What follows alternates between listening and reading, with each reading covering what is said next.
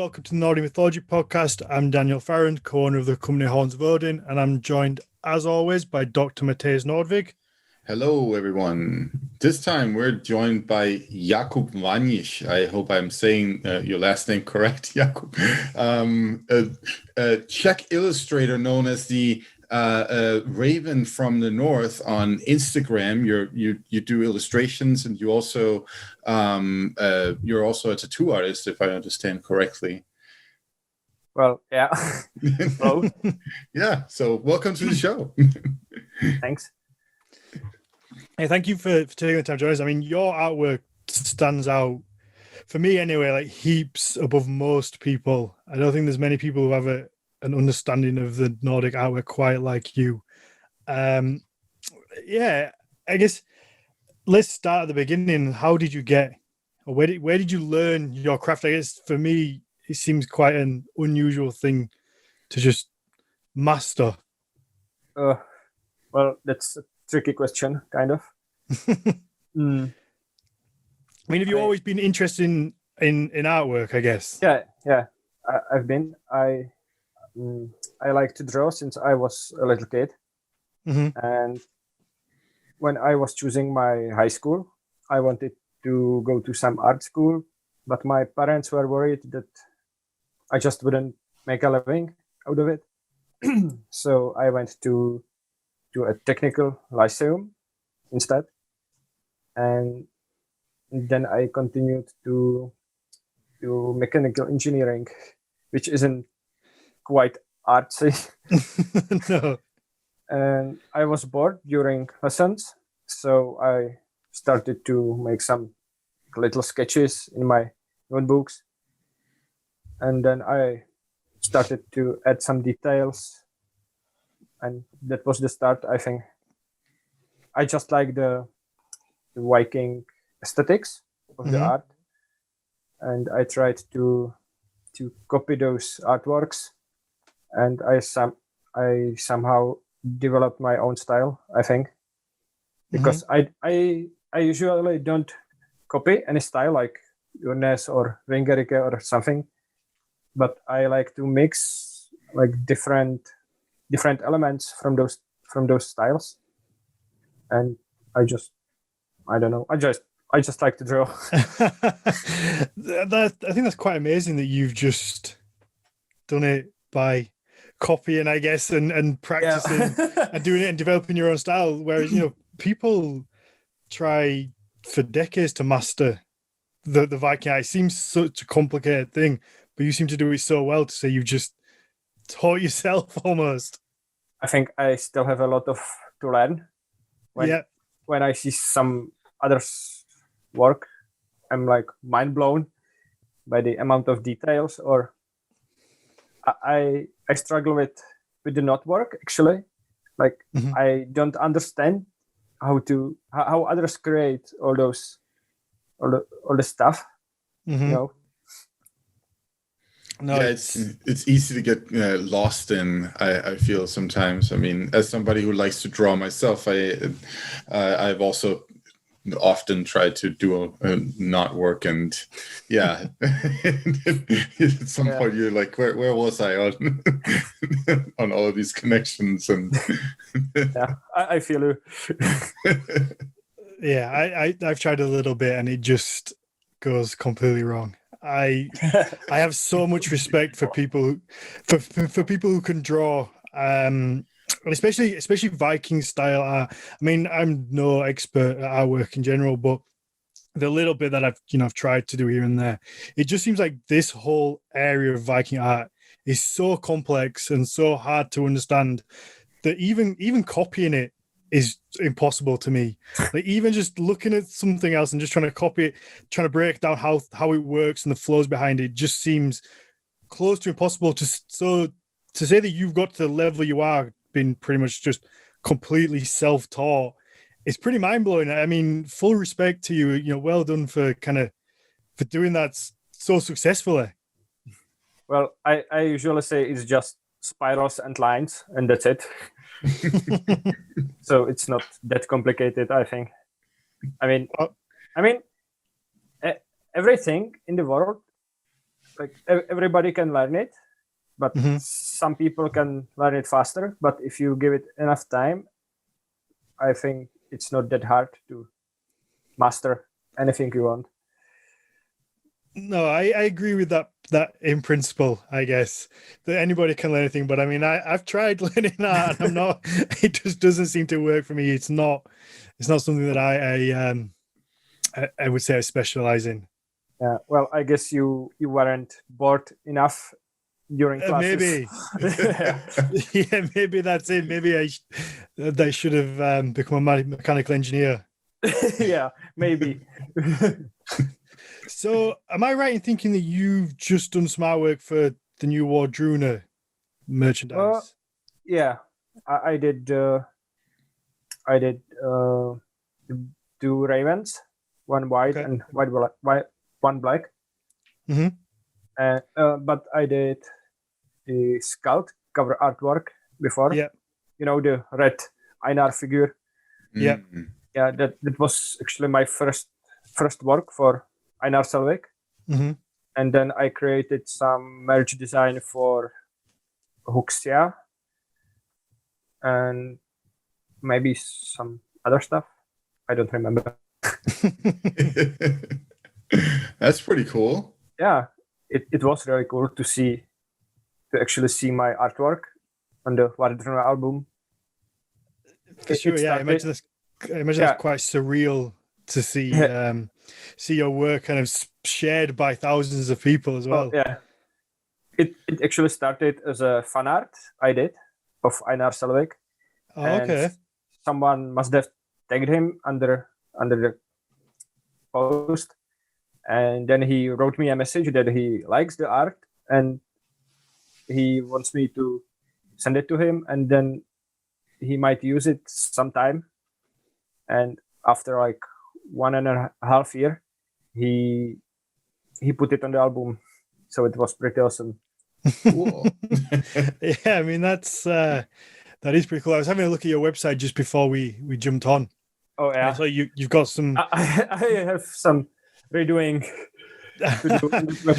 No, I mean you have some pretty nice messages from some good artists. You know, there's Tia from Fawn is on there.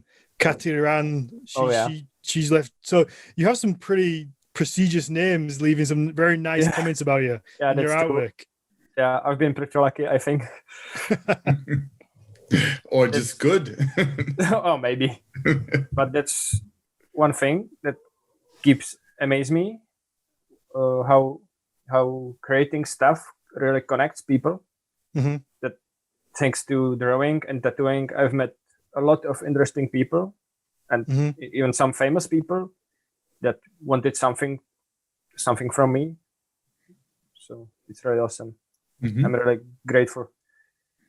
Yeah, I imagine it's definitely surreal when you get Einar Selvik just messaging you asking for a piece of artwork. That's got to be pretty special. Yeah. So what's the main inspiration behind your pieces? Because you definitely have a unique style, like you said, that is yours. And I guess, like you said, you're not too comfortable with the knotwork. So what do you have, like a direction that you like to go in? Is it tend to be mainly mythology based, or is it just kind of things that you make up? I think both, actually, because it's really hard to decide what to draw. Sometimes I imagine it is, because I imagine you've got to keep fresh, and especially in a world of Instagram where people are expecting a new image every single day almost. Yeah. Well, sometimes I got inspired by some North mates, sometimes by some events that happens to me, and sometimes it's just commission work, or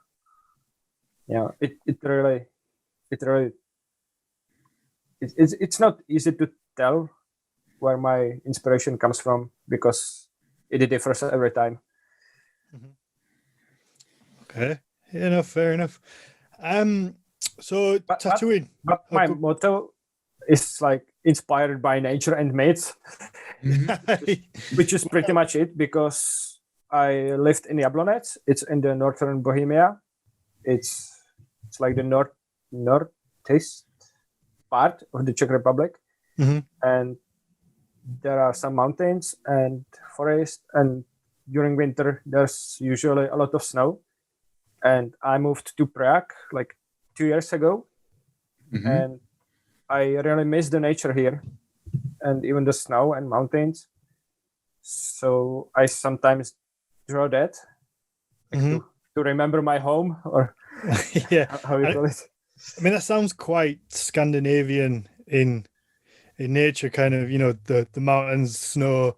It seems quite fitting. Yeah, it is. Hey, you do know that Denmark is part of Scandinavia, right? It's like but it's almost as boring as the Netherlands, right? Or Southern. Yeah. I think that Denmark is something between the Netherlands and Norway. Yeah. It's like it slowly gets a little more. Yeah. That's the feeling I got from the Denmark. You say this, Matthias, all the time, and I've never been to Denmark. Is it just flat? Is it kind of like Belgium in nature, just flat? And just like some kind of like, yeah. I think your highest mountain is like 400 meters or something, huh? No.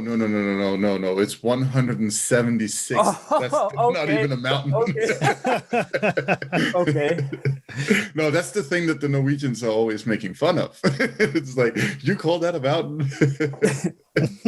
But it's still higher than Netherlands, I guess. I think so, yeah.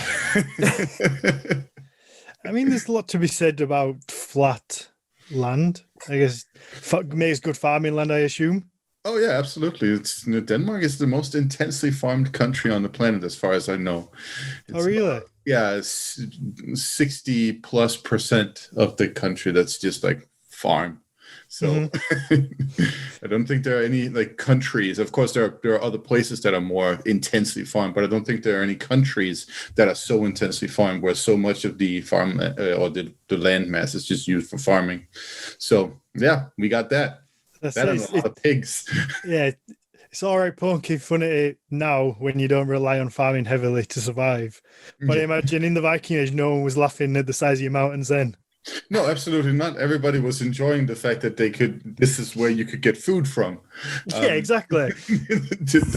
That's in the Viking Age, the Danish area and southern Sweden were the most, densely populated areas because, well, lo and behold, they were producing more food than other places in Scandinavia. So yeah, mountains count for shit when you needed to eat.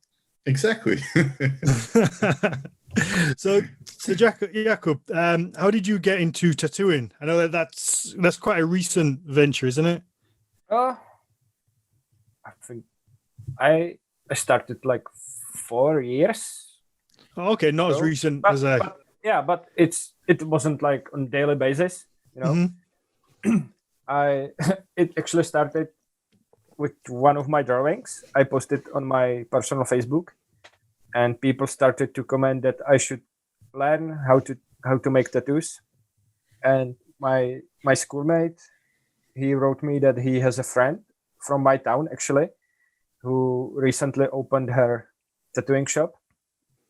So I learned all the basic stuff there, and then started to practice it on my own. I made a lot of tattoos in dormitory, which wasn't really professional, you could say. Yeah, but yeah, it was a start. Everyone's got to start somewhere. Yeah, exactly. Is it mainly just hand poking that you're doing, or is it machine? Yeah, I started with a machine, but I was always amazed by the hand poking. So I started to practice that, and I prefer it. I think it's better for it suits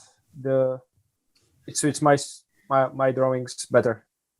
Than it's less abusive on the body, I feel, as well. Yes, I think it exactly. heals a lot quicker. Matthias, have you had any hand poke? Yeah, all the dot work on this one is hand pokes. So and it seems to heal so much faster. Absolutely. But it's and aggravating, after 4 hours. Oh yeah, that feeling is just like, I want to punch somebody. for sure. It's like a little heavier than a sting from some kind of insect or something like that, and it's just like I think it really depends on the body part and the tattoo artist. Yeah, and also the method, because there's some ways that so the dot work I have on this arm is by Uffe Behrendt from Jakub Art, cool. and his method is really good for the way that he lays in the ink in the skin, but that's because he's using like this technique where he pokes in. I've seen it on the video. And that's just the kind of stuff where you just like after several hours you're like yeah, I imagine because you can kind of feel the needle a lot more than you can with a gun. With a gun, you kind of it all blends into one simultaneous. I think that that machine tattooing is more like cutting. Yeah, it I would agree. Feels like it like cuts your skin. I think it actually does cut your skin. And hand poking is more like stabbing. Yeah. You can kind of, there's that plucking feel when the needle comes back out. It's it's a unique feeling. The first time you have it, it's kind of like, ooh. Yeah, exactly. It almost makes a little noise as well, kind of like just a pulling noise. I think that the biggest difference between machine tattooing and hand poking is the sound, is the noise. Because machine tattooing is quite stressful, I think. It's like a dentist. Yeah. And hand poking it's quiet. So you can listen to the music or speak with the client, which is something I really enjoy. It's not as intense, I guess, as well. Like with the machine, it's very. Yes. It can be quicker, and you're getting not necessarily a lot of pain, but a lot of work done in a short period of time. Whereas there's more gaps in between each. Yes, the speed is the only con, I think, because hand poke heals faster, hurts less, usually. Yeah, and I think I've had fingers hand poked and done my machine, and I had my middle finger done in Iceland by Hrafhilde from Habanero. Oh yeah, and the speed she's as quick with a hand poke as with the machine. It is unbelievable how quick. Well, I mean, that's her specialty. That's what she does every single day, and it was just as quick, and it healed so much faster, and the quality is healed better than the machined one as well. And I don't know if that's down to just the time it takes or the less stress on the skin, but it certainly seems to be a not necessarily a better way, but a superior way in some. I agree with that. I mean, that was my experience with Uffe as well. He's just as fast in hand with hand poking as he is with a gun. So yeah, and it heals faster. Yeah, the only thing is that he afterwards you're like because I just remember that feeling it's not the same as the machine. The machine just as you say, it feels like it cuts, but when you've been tattooed for long enough and all over the place, and that's also something that you feel familiar with. I feel like I miss getting tattooed now. Yeah, me too. In England, I don't think they've been able to tattoo for a long time. I can't remember the last time they were able to. I mean, I get most of my work done by Sean Parry, which is in Wales anyway. But even in the lockdown, England and Wales have been having different lockdowns at different times. So we'll be in a lockdown, and Wales will be out, and then England will come out of a lockdown. They'll be in a lockdown. So it's been quite a while since I've had any work. Yeah. There's nothing that really prevents people from getting tattoos here, as far as I can see. Like maybe there's a lockdown once in a while or some kind of restrictions, but you can still go get tattoos, and all that stuff. Okay. How's it been in the Czech Republic for tattooing and with everything that's been going on? Well, everything is pretty much closed. Oh, okay. Well, not everything, but restaurants, clubs, bars, and even barber shops and tattoo shops. Yeah, that's the same as over in England. Yeah. But it seems you can still go to the office and work there. Mm-hmm. And we have... So you can't do any of the fun stuff, but you can still do Yeah, all you the gotta boring go. stuff. Yeah, exactly. So one question I have to ask is, how many times a day do you get people messaging you saying, draw me a tattoo, draw me a design for tattoos? Because I know a few different artists and it's relentless. And just, it's also the audacity of people. They get messages of literally people being like, draw me a tattoo design. Like, that's it. And it's just, people are just so forthcoming and almost rude with it. Yeah, well, that happens sometimes, but lately they were more like, what's the word? Like they wrote it nicely. Okay, a little bit nicer about it. Yeah, like with more details, not just, hey, draw me a tattoo. But that happens as well, of course. I get that too. Not, of course, with drawings, but like, what do you know about this and that? Like, that happens to me as well. And it's like, I want to help those people, but it happens so frequently that I just don't want to anymore. Yeah, it's really frustrating and time consuming to answer everyone.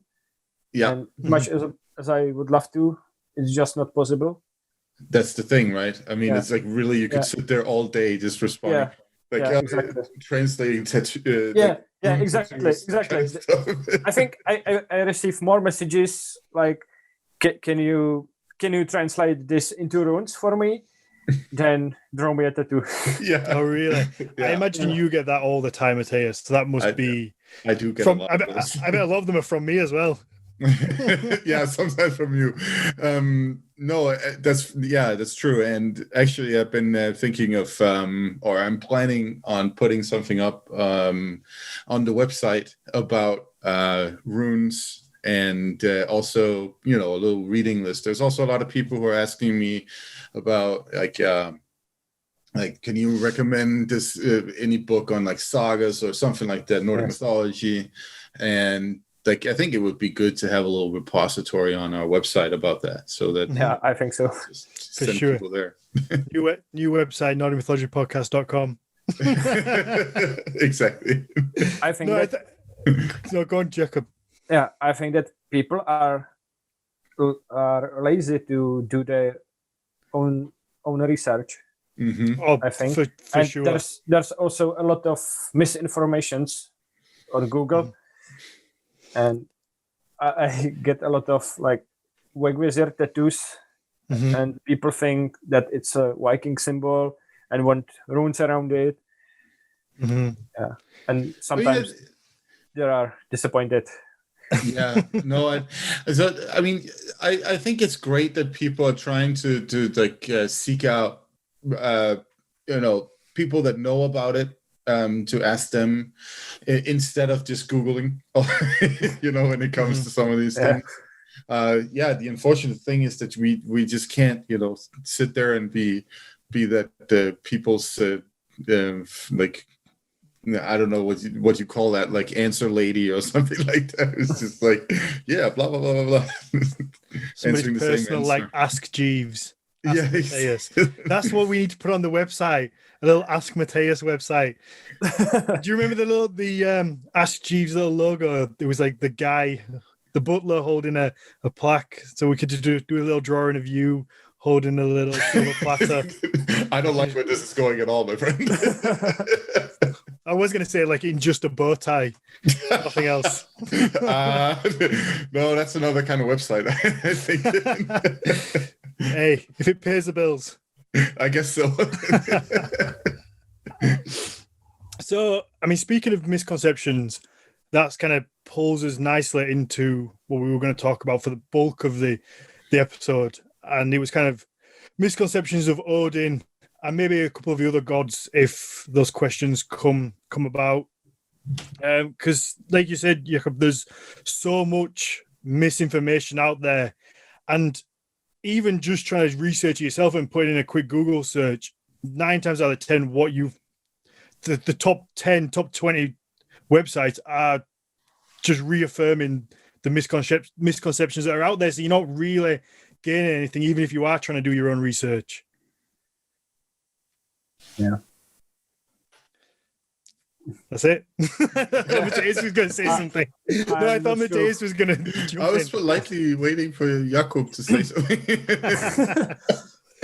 It happens from time to time. I just agree. Okay.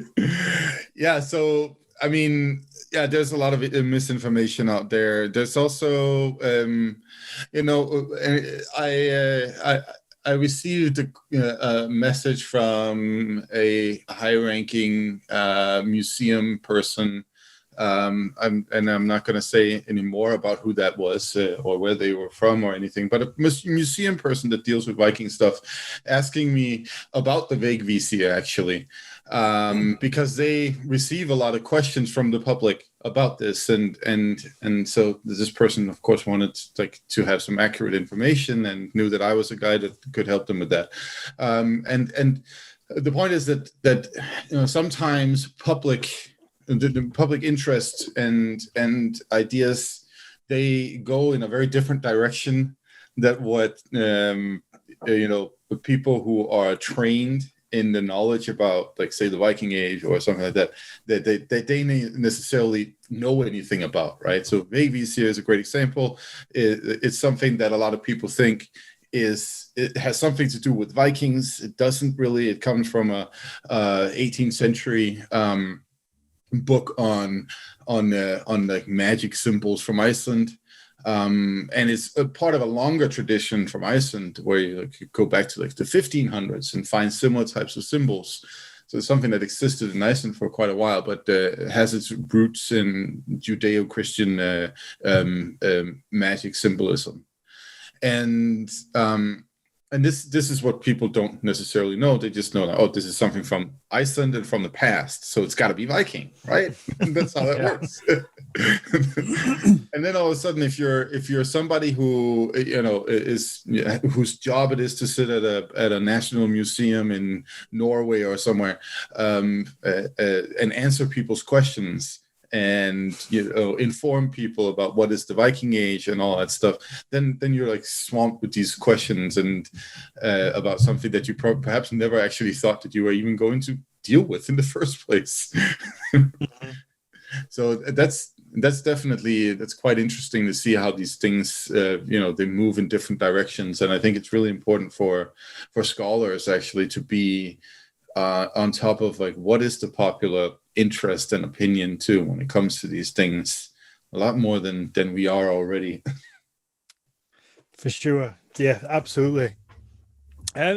Just to quickly touch on the Vegvisir, where do you think that comes from, the huge assumption that it is Viking? Is there one moment in time that you can kind of think or pinpoint where it drastically gets attached? Because it is so, at this point, that and the Helm of Or are two that are just, you see more often than anything else.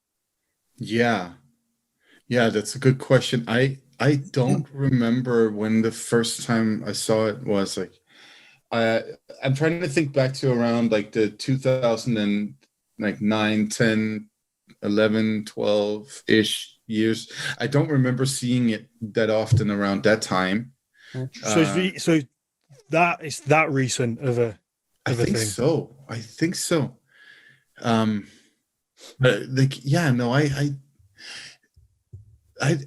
can't really pinpoint like the specific point in time. I think it might be when the Icelandic witchcraft museum becomes a thing. Like becomes more. When did they start using Instagram and Facebook and all that stuff heavily to sort of like promote themselves? That was probably, within the last 10 years. And that's probably, I think that has something to do with it. But I'm just riffing right now, though. I don't have any concrete knowledge. But like Jakub says, you must see so many of like the Helm of Or, the Vegvisir get sent to you, and it's not particularly hard to do a quick. Even when you Google search them, most of them even come up to say, this isn't a Viking symbol. Well, I'm not so sure about that because when you type Viking tattoo into Google, I think that Vegvisir is like the very first result that you receive. And that's true. Like in the top 5, and there's this really popular design where with the Vegvisir in the middle, and there's a tree of Gondor, I believe. I know exactly the one that you're speaking of. I think we've mentioned it on here before. Yeah, it's so popular, and I think that's the reason why this symbol is so popular, because it spreads like a virus, almost. Mm-hmm. It's insane. Like the misinformation, like someone sees getting tattooed somewhere and wants it as well, and it just spreads, I think. Yeah, for sure. I think it's insane the amount of people that literally must just, like you say, type Viking tattoo into Google, find one, and then take that to their tattoo artist and be like, give me this. And it's like, there's just, for me anyway, there's just no originality there. You want, or for me anyway, I want it to be different. I wouldn't want the exact same thing. Yes. But that's how you've just mentioned, like that. I mean, I imagine without a doubt somebody listening to this podcast has it, so I apologize. But I imagine it's like I see that almost every week, or if not a couple of times a week, just scrolling through Facebook in one of the Viking tattoo or Nordic tattoo groups. That image comes up that somebody's either got it tattooed on their back, on their forearm, or somewhere. And it's like there's so many, and all you have to do is just look at the comments on there, and everybody in there's like, this isn't Viking, this is the Tree of Gondor. This is so. It makes me wonder, like how little research people put into their tattoos. It's quite surprising for me for something that's going to be on their body forever that people kind of go, be all right. I think I've mentioned this before, but actually this one time somebody sent me an email asking me to translate the runes on the tattoo that this person had gotten on their head.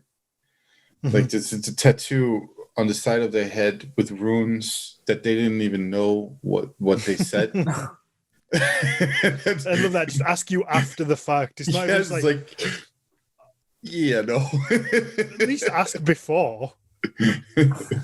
I think that this design isn't bad itself. Like maybe some time ago it was like a good idea or cool design, but it's so overused now that it's like I don't know, like an infinity symbol of Viking tattoos. Yeah, absolutely. I think everybody knows it as well. Everybody will have seen it, even if they don't know it from the description. I'm sure Michael throw it in the Instagram post this week, and everyone can have a look at it. So if we're going to speak about Odin in particular, Matthias, with the misconceptions, I guess the one that came to me from a conversation I got myself into today on Facebook, because I'm a knob and I do that, was about Odin having two. Well, obviously he's usually depicted with one eye. Now I think there was a guy who'd got a tattoo. The quality of the tattoo is kind of irrelevant. It was Odin, and he had both his eyes. And there was a bunch of people commenting saying how it was disrespectful to have Odin with two eyes, because you're not honoring the sacrifice he made to gain the knowledge of the runes. Well, to gain whatever, just knowledge in general. I think people were kind of getting on their high horse saying it's disrespectful for him to have two eyes. So it got me thinking, because obviously he wasn't born one-eyed, so there must be a huge part of history or the literature or something like of his life, in theory, where he has two eyes, do we just kind of forget about all that? Is that never really shown or spoken about, or is it mentioned in the literature of him a period where he has both eyes and he's kind of to be older? Do you know what I mean? Like, do we ever relate back to that time before? Because obviously we know he created the world. I imagine he had both eyes then. Yeah. In theory, yeah. So you're making a grave error right now. It won't be the first time. So the error is to infer linearity into mythology, right? And this is what people do a lot, right? Especially nowadays, because we have an expectation that time is linear. And we can go into like this deep quantum physics rabbit hole they'll tell you otherwise, but we certainly seem to experience time in a linear kind of way, right? I mean, that's kind of how it works. I would say, before you get too far, if you don't agree with what I said in the Facebook group in this little chat, we're just going to edit this part out of the podcast completely. So if there's like a gap where it makes no sense, that's what happened. Fair enough. So okay, but my point is that it does not matter. It does not matter at all if he's got one eye or two eye or 17, assuming that has any mythological meaning. The point is that the story about him giving up his eye is a story that tells us something profound about life and mysticism and understanding knowledge and a lot of other things. That's really what that is all about. Did he have two eyes when him and his two brothers created the world? Well, I mean, yeah, sure. If we want to put everything into that linear perception of time, sure, he probably did have two eyes at that point, right? And then later on, he gives up his eye, and we can see a lot of scholarship does want to put all these events in mythology into that linear timeline, especially because we have Ragnarök as a definitive moment of ending the cosmos. We have also the creation as the beginning of the cosmos and all that stuff. So there's people like that linearity between those two polar opposites, the creation and the destruction.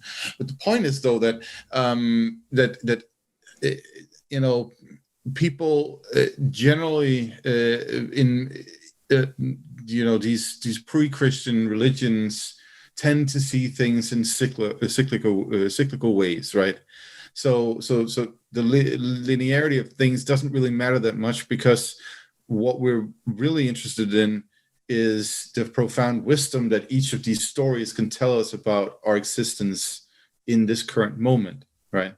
So in this current moment, it's Odin can be a young dude without a beard and two eyes, and a old man with a long beard and a floppy hat and one eye, and he can probably also be a horse or a eagle or an earthworm. Who the hell knows? the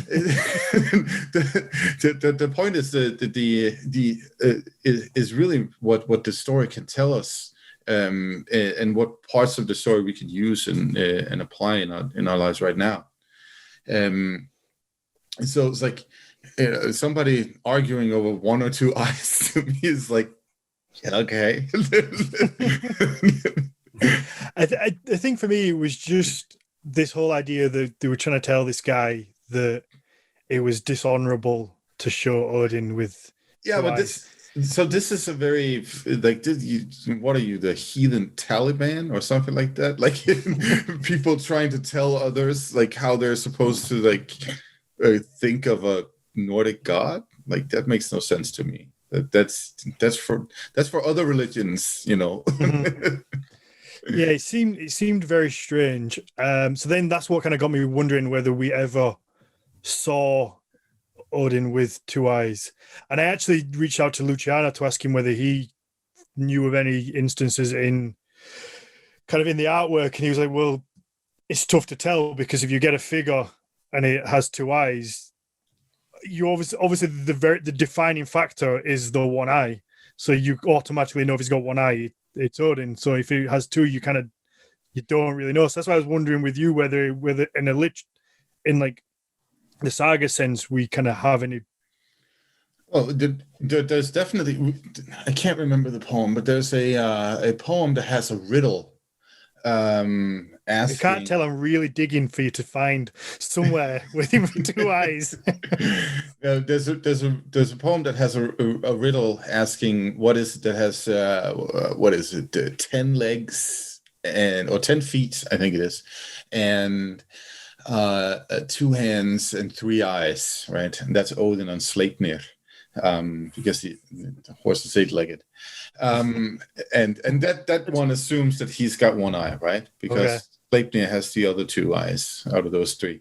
There's more to that story that I'm currently blanking on, but that's just something to keep in mind. There's definitely a riddle that suggests the one eye. Snorri tells us that he's got one eye. Where else do we find it?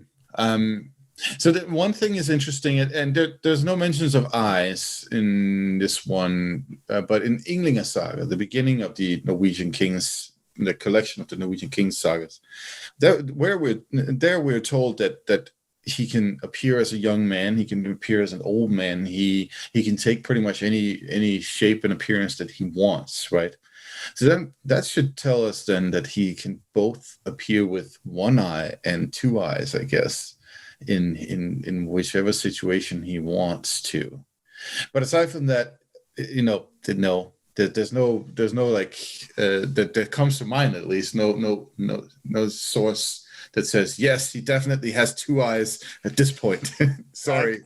Fucking, we're gonna have to cut this whole section out. We're just gonna have to edit this whole part out and pretend it never happened. I have to go back and delete my comments. I'm sorry.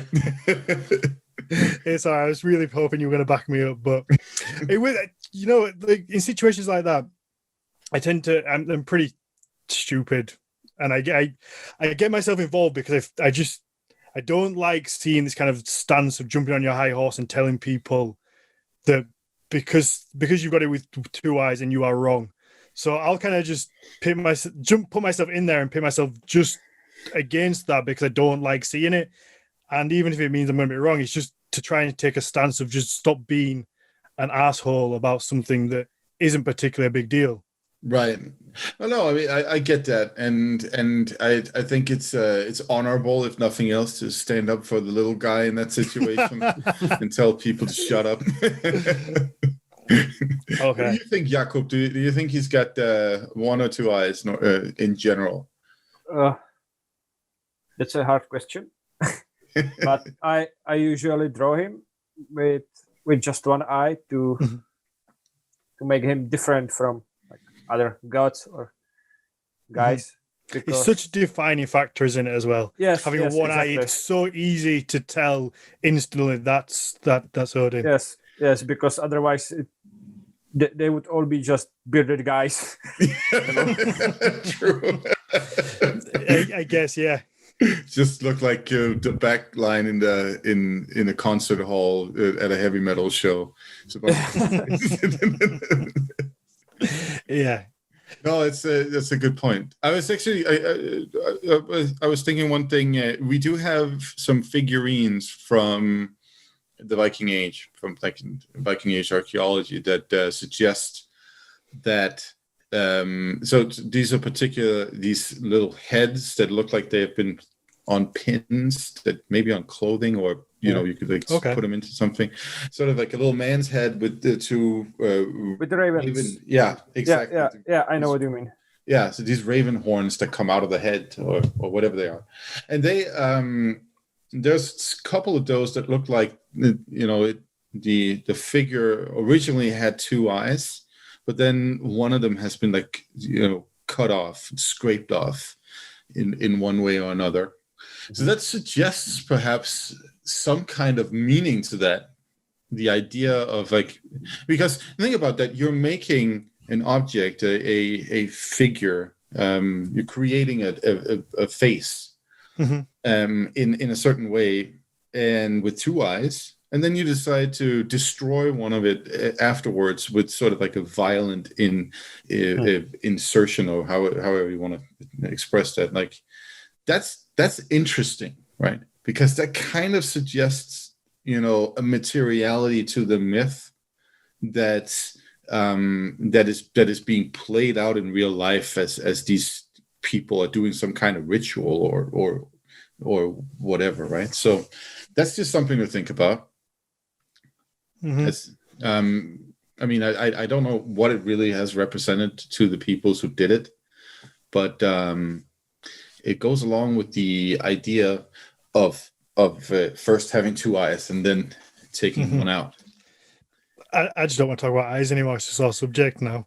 He's just pissed off. Jakub, is there anything you want to ask about Odin in particular? I was always curious which eye. That's a good one. That's one that always seems to get asked. Neither. Both. Yeah. Both. No, I mean, again, that's I don't think there's any. Does it matter? Yeah, exactly. I don't think so, but it does seem to matter to some people. It does. That is definitely one that I've seen quabbled. Yeah. No, and again, like I'm wondering, like, what are you hoping to become here? Like the little pope to tell everybody else about how to think correctly about the Nordic gods? Like, come on, guys. Like, really? That's your hobby? Like, first of all, like Odin, right? This god that, according to the mythology, has created the world, right? Do you think he cares? Like, do you think he cares if you depict him with one or two eyes? He knows what he's about. I mean, if he can truly kind of change form, then I guess he could just change the eye to fuck with people, depending on his mood. Like one day, just swap the eyes over, and if like, yeah, no, I mean, yeah. So yeah, that's again, he could have 17 eyes, if you ask me. Okay, I have to draw that. Yeah, for sure, do. But you've got to draw 17, but scrape out 16. Okay. So one for me is Gary and Freki. What do we know about them? Were they real? Because I know we've spoke a little bit about the ravens and whether they were actually real things or not, or he was just kind of symbolic. How's that with the wolves? Do we know whether he actually had two wolves that he only? Because does the story go that he doesn't eat, he only drinks mead and ale, and he feeds all the food from the feast to the dogs? Or that's one thing I remember, but whether that's the case, I don't know. Yeah, so it's funny because I just saw this I think a little earlier today. I was scrolling through some kind of Instagram page with like Viking stuff on it, and it said that the Einherja, Odin's warriors, they live off of this bacon from Sæhrimnir and all that stuff, and that is such a cartoonish way of thinking about the afterlife for a warrior.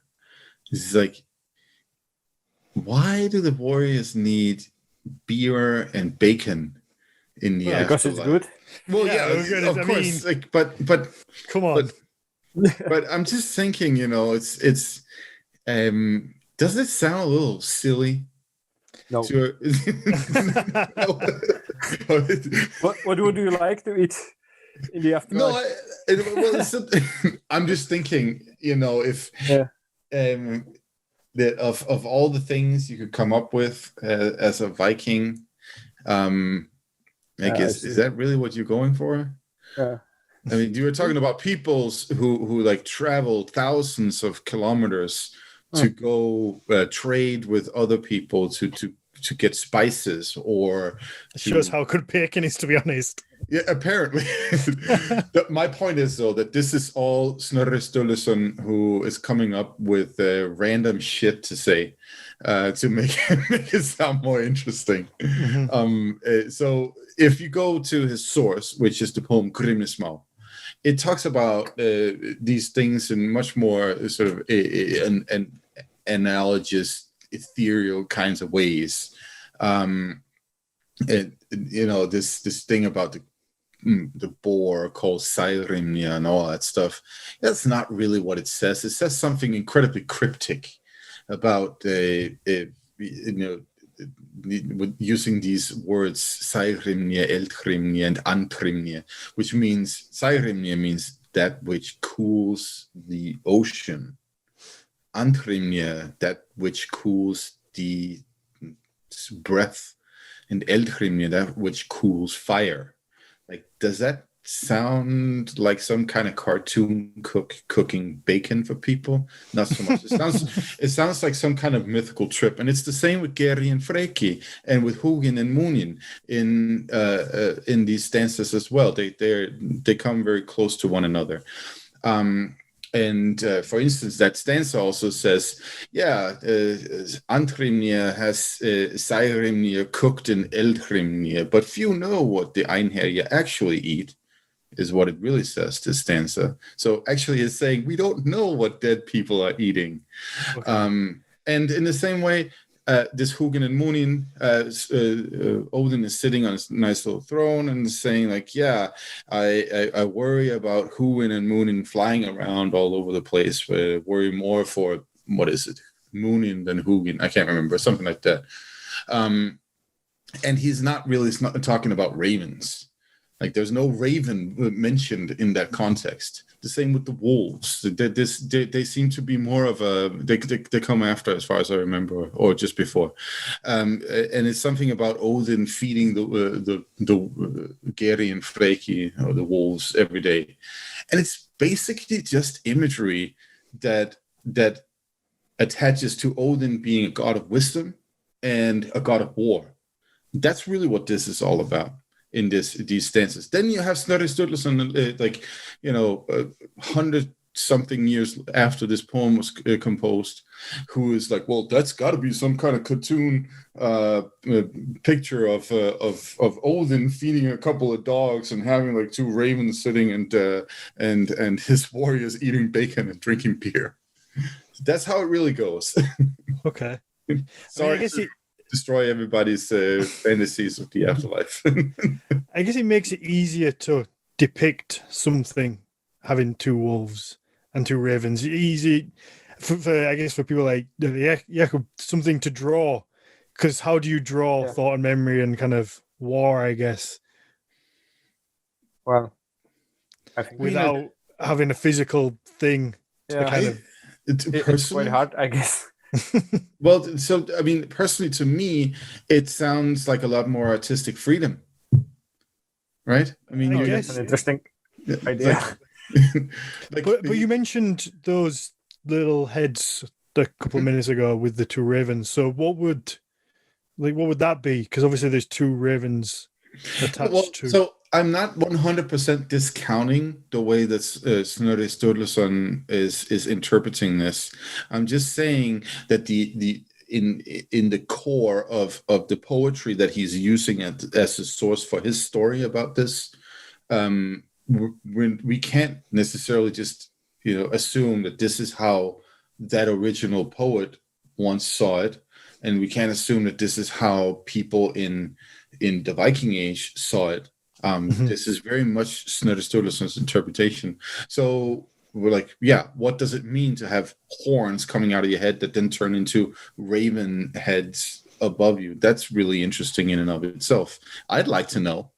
I mean, that must have some kind of very significant meaning. It does seem that it has something to do with,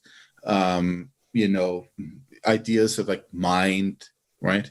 Of some kind, but what the hell that meaning is, that's really hard to actually dig into. That requires a full study of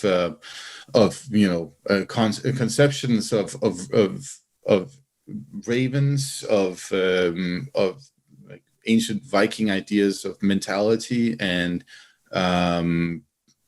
memory, those kinds of things. And it probably has some very deep, significant meaning, if you ask me. But what it is, I don't know. The interesting thing is, of course, that those little figurine heads, they kind of suggest that Vikings did wear horns in their helmet, don't they? To a degree. I mean, Who knows? Jakub, you got anything else you want to ask about Odin anymore? I don't think so. For me, I'm all out. I've probably got quite a few. The idea that he can make men go berserk and turn them into animals, is that true? Is that something we see? Because that's one thing you kind of read, is that Odin has this power to kind of froth men up into like unbeatable warriors almost, that can't be hurt by iron or fire. And so one of the main sources to that is, again, the saga of the Inglings from the collection of the Norwegian Kings sagas. And what this one tells us is that Odin has these warriors that will go mad like wolves or dogs or something like that. But this story also assumes that Odin is warlord, who lives around the same time as Augustus, the emperor of Rome. So just keep that in mind. And so he's more of a tangible, physical human. Yeah, in this story, he's 100% a human being. He's from Außerheimer, which you can find located somewhere in Asia. I think if we sort of like gauge it, it's probably close to modern day Kazakhstan in this author's way of thinking about the world. People tend to assume that it's in Turkey because in the prologue to Snorri Sturluson's Edda, it says that that the Aesir come from Troy, and that would be in modern day Turkey. But in this story, in Ynglinga Saga, they actually seem to be placing it farther into Asia. But yeah, he's like running around and fucking shit up in warfare against his neighbors. That's how he meets the Vanir too, by the way, because they live around the Volga River, according to this story, and this is in that context that this description of these mad dog warriors comes up. Now, that doesn't mean that there is not some kind of idea attached to warriors being able to harness sort of like the spirit of dangerous animals that existed back in the Viking Age. I mean, it very much looks like it. We have depictions of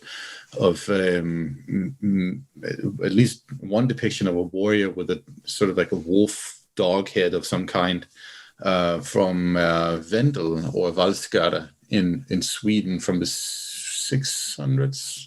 Can't remember correctly, but around that, from just before the Viking Age, pretty much. That suggests that this was actually a conception that people did have back in the Germanic period, in pre-Viking Germanic period in Scandinavia. Now, that would then tell us that there is some truth to the idea that there are these warriors that can change shape into berserkir, bear warriors, or Ulfhedna, the wolf warriors, and that they are attached to Odin. That does actually seem like that was the case. But the literature that we have that is younger, much younger, like from the 1300s and so on, seems to misinterpret it into again a little bit more like cartoon than that's warrior cult that existed around Odin as like the prime figure of as a war god, say in like the 1600s, in the 600s in Scandinavia. Okay. Do you think he was more of a wanderer or a warrior? Much more of a warrior. Absolutely. So just more of that ruthless kind of warlord type figure than, because you do tend to see him depicted in a long cloak, like you said, that kind of lowered cowboy hat almost with Like Gandalf. Yeah, exactly. Very Gandalf-esque. Yeah. With his, I imagine, with his spear acting as a staff. That's sort of a late 19th century, early 20th century romanticizing of Odin as like this wisdom slash father figure for I don't know, Austrian esoterics or something like that. teaching everybody runes. I'm pretty sure that the imagery that say people in the 600s would have of Odin is some kind of nasty warlord of some kind. That seems to be how he really comes into existence in sort of the history of religion in Scandinavia, and from the 500s and onwards. When you also see place names increasingly being dedicated to Odin. There's really interesting ones, especially in the Danish area, because they actually seem like they are very specifically focused on like temple structures or altars dedicated to Odin, and then also attached to local warlords. So it has something to do with societal developments in that period too. That's definitely one for the Viking bros to clinch on. So usually we're going against it, but in this case, it's kind of like, yeah, he was a warlord. He was very much what you think. Yeah, but these Viking bros need to also understand that there's a lot more funky, esoteric ritualistics involved and weird shit that they would definitely not be down with in other ways. You can't just go to the Temple of Iron to become a warrior, my friend. Okay, I've got another one. I'm sure, Jakub, you will have seen the symbol that people use for Gungnir. Oh no, I was going to say Gungnir, but we can go to Valknut after. Okay. So Mathias, I'm sure you'll have seen the one that people associate with Gungnir. It's kind of like two, like a Othala one way and upside down on top the other way. Does that make sense? Is that right? I think so. You mean like the X symbol, kind of? Yeah. Like Gibber? Yeah. Yeah, it's like two X's, and I was wondering how accurate that was to whether it was actually a symbol from the time that related to his spear, or it was a modern thing. I don't know if Mike will be able to pull a picture up, because it looks like from your blank expression, I'm assuming it's not going to be from the Viking Age. So it's like two X's that's like on top of each other. Yeah. I'm gonna like this. It kind of. Yeah. But like. Wait a second. We've got an artist here. We've got an artist. I think like this. Something. Yes. So that just looks like a runic symbol. Yeah, it's very runic in kind of his makeup. Yeah. So there are multiple variations of the so-called Anglo-Saxon runes. The weird thing about these so-called Anglo-Saxon runes is that they show up so heavily in manuscripts, in books, in like from the Belgian and like the Rhineland and Bavarian area more than anything else. So I'm like wondering, why did you English people hog all the runes? Sounds more like continental runes to me. But anyway, you see several versions of it can be different letters, but basically letters that look like that in different ways. And yeah, that's Mike is pulling it up right now, and yes, it's the one. Yeah, the one in the middle there. It looks like a diamond shape with an X going through it. Right, and that's just something somebody came up with somewhere. It has nothing to do with the historical context. There we go. That answers that one. And I got that from your blank expression. So to piggyback onto the back of that, what about the web of weird? Yeah, that's also I'm sure you've seen that as well, Jakub. That's been mentioned to you many a time. It's kind of this idea of every rune appearing in this web. That's you've never heard that? That is, things are getting like seriously esoteric at this point. No, I haven't heard about that one. Okay, yeah. So I think that's the idea. I'm sure you've heard that as well, Jakub. I've not made that up. Oh yeah, so, I've seen that. Yeah, I think the idea is that you can find every rune in this symbol. Yeah. Okay. But again, I'm assuming that's not. No, sorry. I mean, it sounds like there's a lot of people who are working really hard to put a lot of meaning into runes and all of that stuff. And so this one is supposed to contain all the different runes. Yeah. So Mike's just pulled that up for anybody who's watching it. So apparently you can find every rune within that shape. Anybody who's just listening to this, you can Google Web of Weird, weird spelled WYRD. Most people, I think, will have seen that symbol. Again, like I said, that's the idea. It's a collection of all the runes. But so that one, I'm not entirely sure if that one doesn't have some kind of like the symbol itself, or the if it doesn't have some kind of connection to the Viking Age, but it's definitely not the Web of Weird. Okay, that's a modern invention. I'm sure you can look into the symbol, and we'll come back to it on another show and see. I mean, what we sometimes find, right, is they did have symbols. They did put symbols on things, right, in different ways, like the so-called Valknútur. It is on picture stones from Gotland, right? So that means that thing did exist as some kind of meaningful symbol, but the context for that is completely lost to us now.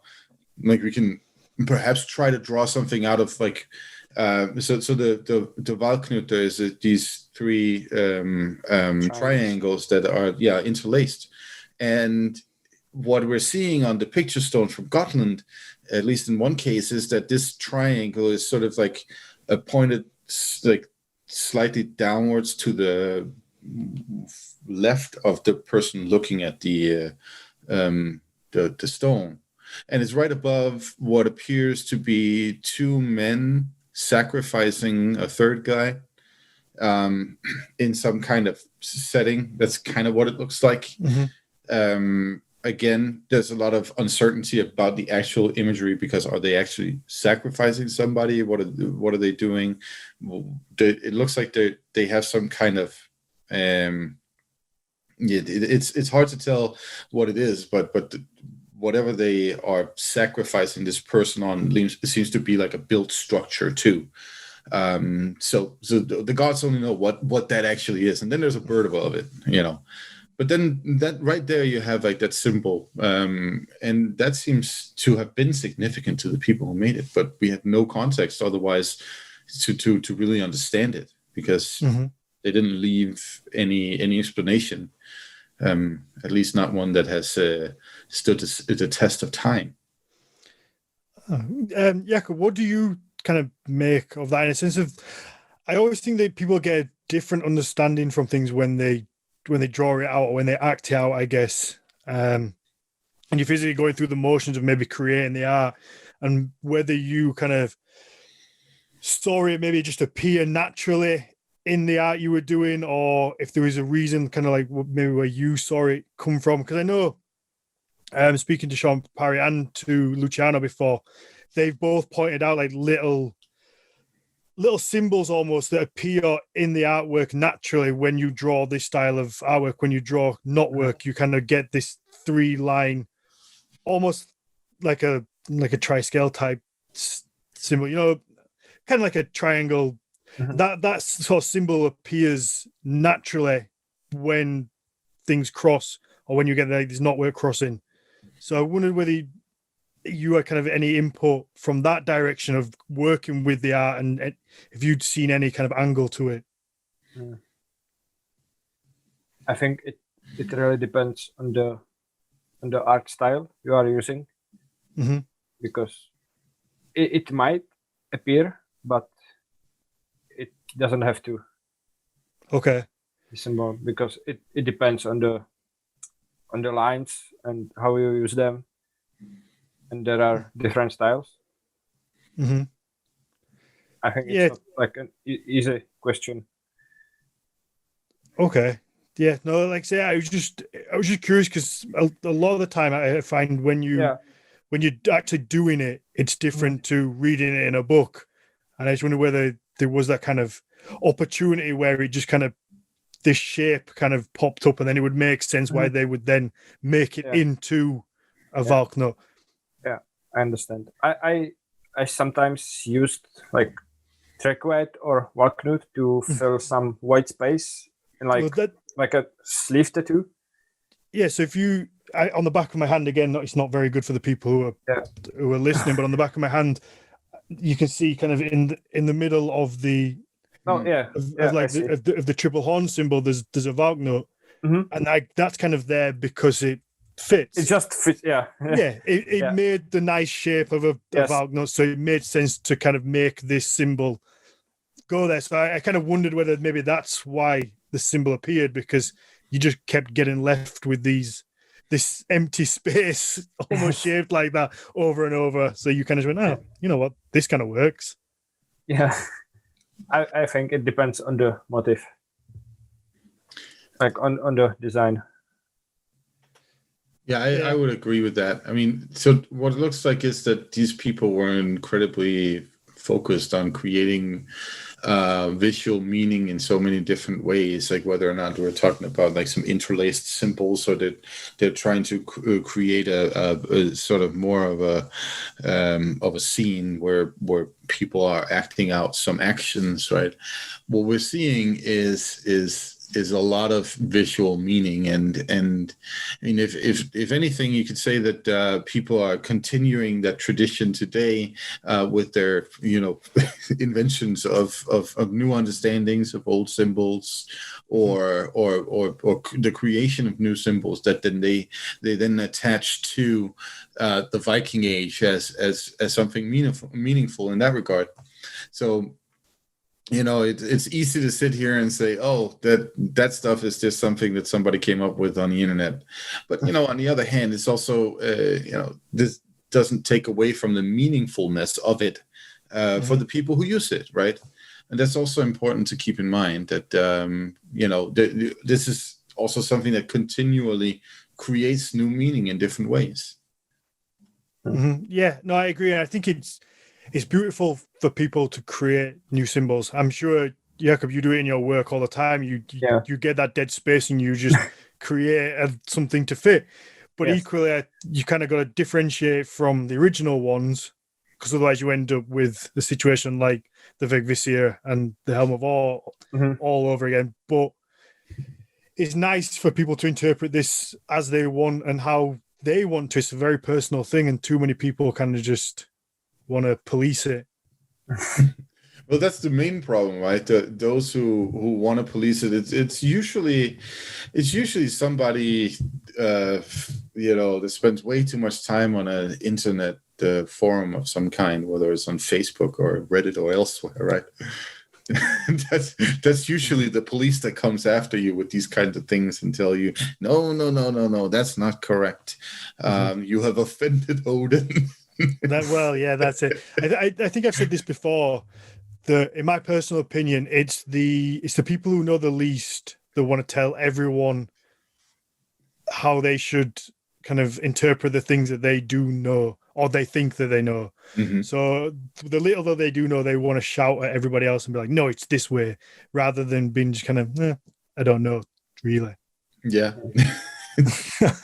So we're going to, just before we wrap up, we're going to try something new with this. In true Nordic mythology fashion, is probably going to go terribly wrong and not work. But we're going to try and take a couple of video questions from some of the Patreon supporters who are watching live. So hopefully it's going to go seamlessly, and I'm going to say we're getting to a question, and then they're going to turn their camera on, and then we're going to hear the question, we're going to answer it, and then we're going to go to the next one, and it's going to be really simple and smooth, and nothing's going to go wrong at all. Sounds cool. If it works. Yeah. So we are going to go to Frederick first. So this is the cue for Frederick to pop his camera on and microphone, and then we're going to get a question, and hopefully it's all going to go nice and seamless. But it probably won't, because that's how things work, and it's the first time we're trying this. Hello, no. Yeah, maybe. Can you hear Frederick? me? Oh, hello. Yeah, We can I don't have a cam. Oh, no I'm a worries. simple man. No worries. Audio's fine. Audio's perfect. So, Awesome. yeah, Mike said you had a good question, so fire away. Yeah, first I'd just like to mention that that symbol with the two ravens top of his head. It is. I'm pretty sure it has been found in a lot of places around Scandinavia. The place I live, I don't know the word for it. Small place with political power. We have it as our symbol. Actually, it's just a random, boring fact. But to the question, That's a quite interesting fact, if you ask me. it would be more interesting if I knew the actual word. Is it upokra? It's the municipality. Okay. Yeah, where I live. I don't need to go into details and get doxxed. Oh, Okay. Yeah, but the question I had is have there been any historical finds of symbols like amulets similar to the Mjolnir that has been found in a lot of places for any other gods? yeah. So if there are some for instance, the fire steel that has been connected to Freya. Now, whether or not that is actually an interpretation that is reasonable, that's another question. But that seems to be a symbol that has showed up in finds. Actually, also one of the things that seems to be more popular than the Mjolnir itself is this little ring with what appears to be a Mjolnir. It could actually also be a shovel, if you ask me. Sometimes it looks more like a shovel. But a Mjolnir, and then a little scythe, so the blade from a scythe, and then that steel, fire steel. And that obviously meant something in one way or another, but it's hard to really tell what it meant. But if you want to connect the Mjolnir itself to Thor, then you could easily also connect some of these other items that show up in these amulets to other deities, and the blade from the scythe has been connected to Freyr, simply because he is presumably a god of agriculture, at least in some interpretations. So yeah, there are some that show up across the board as sort of like another standard type of pendant and amulet that people carried around. Very interesting. Need to look into that. Yeah, Thank you very much. Sure. Thank you very much. There were also I'm sorry. There were no. also like little woman figures, like silver pendants. Are those do they represent like Freya or Valkyrie, or who do they represent? See, this is the problem, right? These things don't come with a little name tag like they do. Yeah, I know. Shop. but Do they not have wings? They say what? Do they not just have wings? No. Or little winged helmets or something like that? Yeah. No, unfortunately, no. But there is that little, it's a so-called Valkyrie from Håby in Denmark, the island of Fyn. This little female warrior, right, that was found, like 5 years ago, maybe less. So that one does, as far as I remember, her hair actually does have like a hole in it so that you can wear it as in a necklace. And yeah, the question is this Freya as a war goddess, or is it a Valkyrie? And I would say both and neither. Because it's complicated. There we go.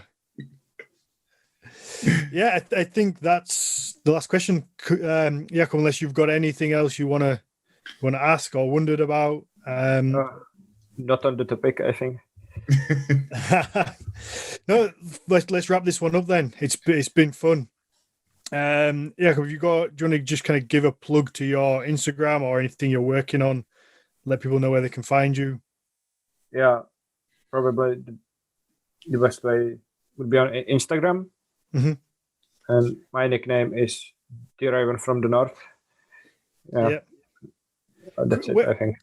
Where did the name come from? Out of curiosity, just well, probably should have asked this right at the start. Yeah, when I it's started, like an hour-long story. When I started my art page, I used Facebook first, Mm-hmm. and then I joined Instagram, and I originally named it the Hitchhiker's Guide to the Middle Earth, because I actually started with drawings from the Middle Earth. Oh, okay. And then I drew the Viking stuff, so I renamed it. And the name comes from I come from the northern part of Czech Republic. Mm-hmm. And I like Norse mythology, so I just mixed those things together, kind of. And also, I have a big nose, kind of like a raven. so that's it. I think it also seemed quite catchy to me. It's a good name. Yeah. Yeah, I like it. And, judging from the pictures that I've seen of the northern parts of the Czech Republic where you're from on your Instagram, It looks like a really beautiful place. That's definitely a place I'd love to go visit one time. I've taken the trip by bus from Denmark to Prague, actually a couple of times. And this was before, the Danes were known for being the drunks that always fucked stuff up in Prague. You can't be worse than the English, surely. We have a serious reputation, as far as I understand, in Prague. Like drunken Danish teenagers. But yeah, no, I remember the mountains coming between Germany and the Czech Republic. I just remember the mountains being really awesome and like very magical. Like I've always loved them. Yeah. Oh, we have mountains. You have actual mountains. Yeah. Awesome. Matthias, where can everybody find you? You can always find me on Instagram, just by my name, Mathias Nordvig. And yeah, of course, also checking out our new cool website. We're going to put my blog posts on there, right? Isn't that the plan? Yes. Yep. We're going to put your blog posts on there. Mm-hmm. And because for some reason you want to host my ramblings. Why not? I'm sure there will be people that want to read your ramblings. And I think it's a good idea, like you said earlier, about putting some information about the runes on there, somewhere where we can point people to certain bits of information, mainly for when I'm getting into little arguments on Facebook. So you can just refer to it. Okay, of course. That would be nice and easy for me. Obviously, on the new website, we have some merch on there. So the Saxon storyteller who does all our artwork, he's done a couple of designs for us. And I guess, if you want to support, some people want to support the podcast, but they don't want to sign up for Patreon, which I completely understand. We both understand that not everybody wants to commit to a monthly payment. So obviously the merch is just a nice way that you can obviously support us, but also get something pretty awesome back. So just if you want to go onto the website, it's NordicMythologyPodcast.com. I think we've got 4 t-shirts on there at the minute. We've got an It's Complicated t-shirt, obviously. which is Matthias is put into Old Norse and then into the Younger Futhark. We have a logo T-shirt. We have the podcast name in medieval runes, and then we also have the very popular stag and snake design that we've spoke about a couple of times. That's found on the Yelling runestone. Obviously, Matthias, you have your opinions that is a stag and snake, whereas some people may deem it to be a beast. I'm on your side. I think it's a stag. Yeah, I mean, that's been a raging debate since, I don't know, the Harold Bluetooth put it up, I guess. So, but it's a cool... If it means anything, I've got your back. Thanks. For as much as that means. But it's a cool image, if nothing else. For sure, yeah. And Matt, the Saxon storyteller, has done a really nice job with the design. It looks really good. And then obviously, if you do want to support us that a little bit further, obviously Patreon really does help us out, helps us employ Mike, who does the awesome work behind the scenes, and Shan as well, who edits the episodes. We're building up a nice little team here. There's a lot that goes into putting this together and getting it out there. Obviously, when we hit 100 patrons, we're going to do a new episode where me and Matthias sit down and probably have some beers and watch the Vikings TV show from beginning to end, episode 1 all the way through to the end. It'll be a light-hearted show, probably not as intense as some of the podcast episodes where we just have a laugh at a few things and talk about what's real, what's not real, and hopefully people can jump in, have a chat, and join in.